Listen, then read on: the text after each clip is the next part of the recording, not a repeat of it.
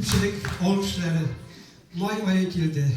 Hem uranlarda kışırkan erim isteri turaldı. Hem şu vakitte erim ise erim temizleyen ceviz geçti.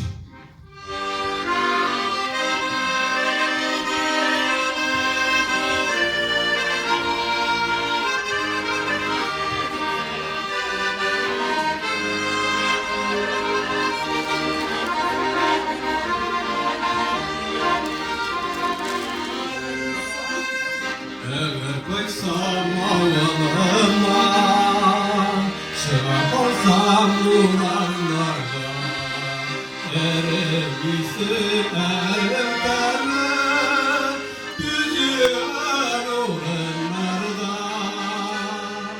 Tıngı bir erimlerinin, ereyse eritlerin.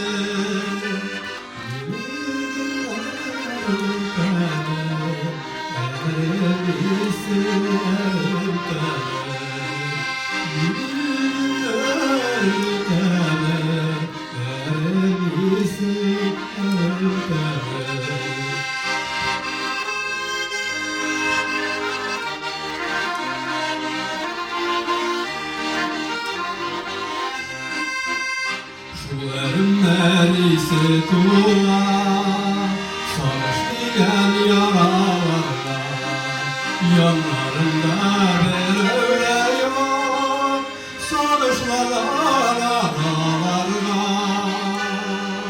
Tıngı bir erimlerinin, eleyse eletelim.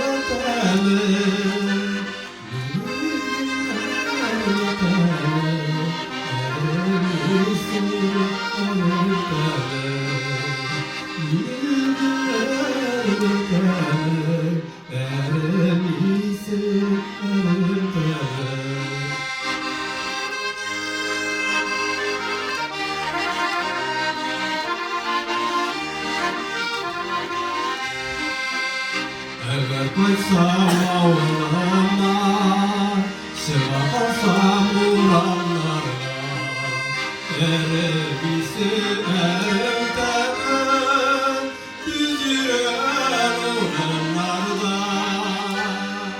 Tıngı bir erimlerin, eleyse eletelim.